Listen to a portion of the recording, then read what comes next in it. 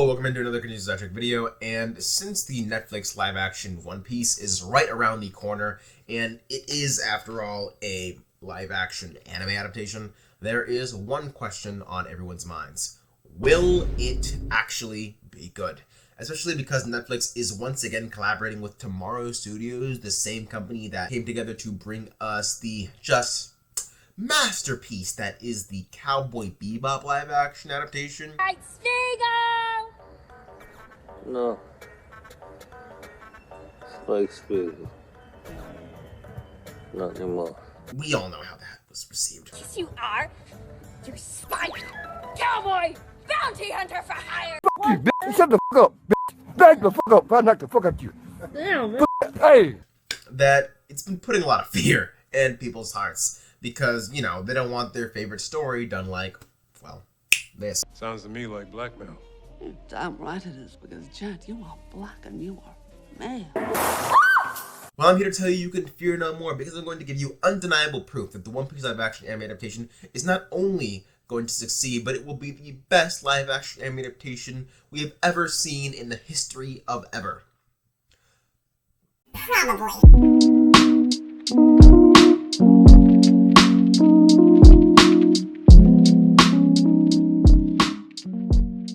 But in all seriousness, man, honestly, this show has so many things going for it already, and it's kind of insane the amount of things that are just really good about the show. But I'm not gonna bring up any of that, okay? You live action haters, you don't need to know. I'm not gonna bring up the fact that Ichiro Oda, the creator of One Piece, is an executive producer on the show and is way more involved than Watanabe was on Cowboy Bebop. And every single major decision or change of the story has to be approved by Oda first, even going so far as to get annoyed that Luffy was chunkless like the rest of us were when he saw it. And he was even given full control on whether the show was released or not based on his satisfactory level. I'm not going to bring up any of that. I'm not even going to bring up the fact that that Matt Owens, the showrunner of the One Piece live action, was handpicked by Oda and given his direct blessing, and that he's not only a huge One Piece fan, but he goes so far as to say that this is the show that saved his life. He said this all the way back on the Reverie back in 2019. Japan, and we were sitting across the table from each other, and he apologized to me. He was like, "Look, I'm sorry if some of the things that I said came across harsh." I looked at him and I said, when I was in my early 20s, I'm 33 now. When I was in my early 20s, I went through a really, really bad depression. This is the time to watch all of One Piece. And I think the anime was into Punk Hazard at this time. So I did. In like a few short months, I caught all the way up from the beginning to Punk Hazard. I told Oda, you know, one of the great things about One Piece is it's really a story about how everyone has tragedy, pain, sadness in their life, but it's not what defines you. What defines you is how you use that to motivate your future, and that no one has to do it alone. No one in this world has to be alone. When you find those people around you who motivate you and lift you up and help you, that's the greatest power in this world. And that is the story that I want to put out into the world. So I know that One Piece means a lot to you, Oda.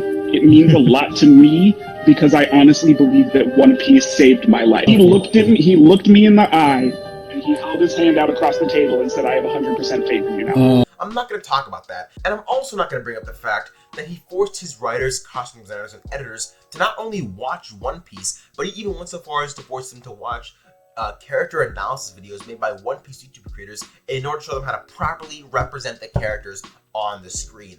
And the staff even had to force themselves to stop watching One Piece because they were enjoying it so much that they weren't doing their work. I'm not going to talk about that. And I'm certainly not even going to think about bringing up the fact that Oda not only handpicked each and every single member of the cast, but he stayed as close as he could to the ethnicity that he said they would be when he stated it in the SBS and the manga, and the cast themselves are huge One Piece fans, and they have great chemistry together as seen in all of their interviews. The mummy! What? We need to see it. Yo, No, you said it! Yeah, exactly what Mackenzie said. I saw too! And they hang out together as friends. Even the Luffy actor, after filming the show, went on his own pirate adventure across the sea. The actor for Zoro even went so far as after his audition to say, If I'm not playing Zoro, I don't want the role. I'm not going to talk about any of that. What I am going to talk about, however, is two concepts that I need you to get very familiar with. The concept of narrative structure and the concept of Netflix loves to make money. Now, over in Japan, there are a lot more series that are made as one and done seasons for pure artistic value, like Gurren Lagann, Samurai Champloo, and Cowboy Bebop. It was a short 25 episode story. Get in and get out and do the things that you need to do to tell the story that you want to tell. And there were never any plans for a second season. However, over in the West, there are very rarely any shows ever made like that. Most things are made with the intention of getting a second season in mind and are planned to go as long as possible. Now, you might see what I'm getting at here. And if you do, you would know that Netflix had the brilliant, just amazing idea, and they thought of this all themselves, to adapt the anime into live action and not just make it a one and done season. Oh, no, because that'd be far too easy.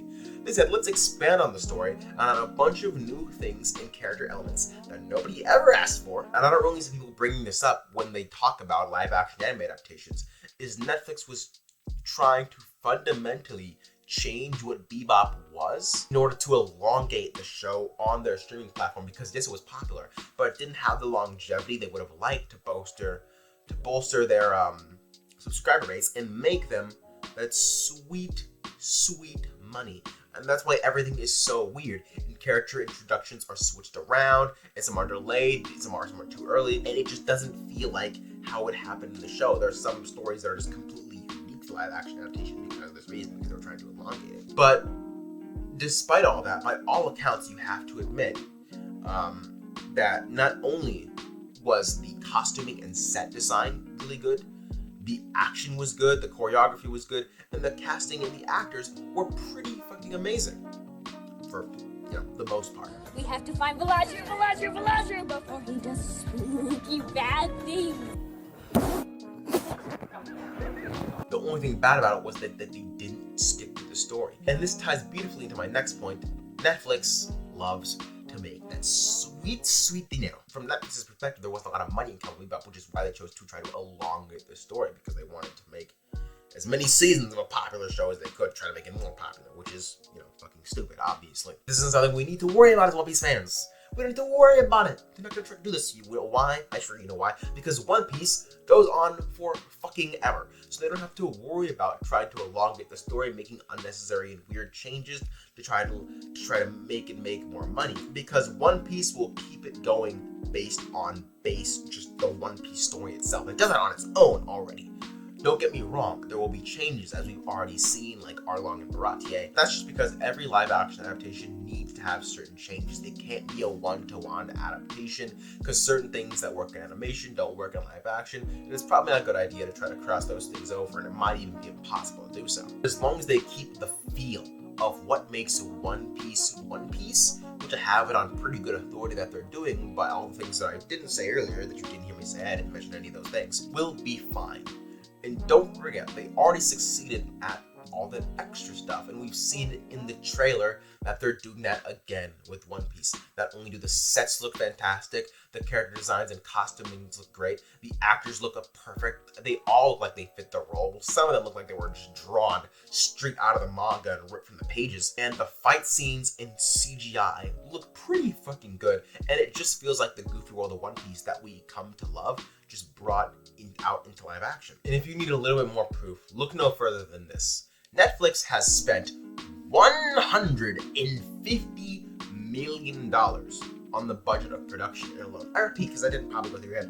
$150 million. That is the highest they've ever spent on a season 1 before. Plus, their streaming service is kind of like, in the shitter right now. It's not doing as well as Disney Plus or not nearly well HBO Max. They're kind of tanking, and they need something to save their streaming service. They're kind of banking on One Piece right now. They've learned from their past mistakes, and they need to in order to make sure they do this right in order to save their streaming service, because they understand the power of the One Piece IP.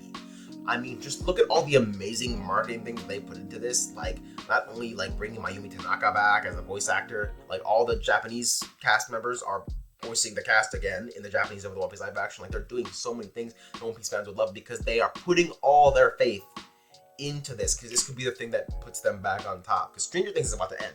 Cobra Kai is about to end. They're not gonna have anything else after that anymore. I don't know about you, man. I've never seen them go this crazy with a marketing of a show before. They even made a whole podcast for this motherfucker. Made a whole podcast on Spotify and everything. Go check it out. It's crazy. Matt Owen, showrunner, is on it. So maybe he'll provide you some more information. Like me. Netflix needs this. They need this to succeed. They spent $150 million on it. That's more than the first season of Game of Thrones, bro.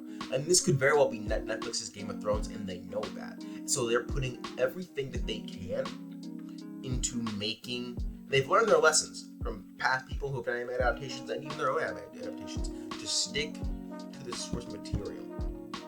They have to have learned their lesson by now. They haven't learned their lesson by now. They never gonna learn that shit, to be honest with you. But if they've learned their lesson, and they're banking everything on this. They need this to succeed, so they're going to try their damnedest to make it so. And everybody working on it, from the cast, to the crew, to the writers, the showrunners, directors, every single person, Oda himself, are pulling for this show. And Oda's not going to let his masterpiece fail. He is not going to let his legacy be fucked. And look, man, I get it. It's good to be cautious about this sort of thing, especially because we've just been fucked over so much in the past live action adaptations. And to be honest with you, they can still fuck up. They can, even after all this shit, the writing can be trash, the story can be just not good, and they can still fuck up. But for me, after knowing all this information and getting a glimpse of it in the trailers, I can't help but be excited.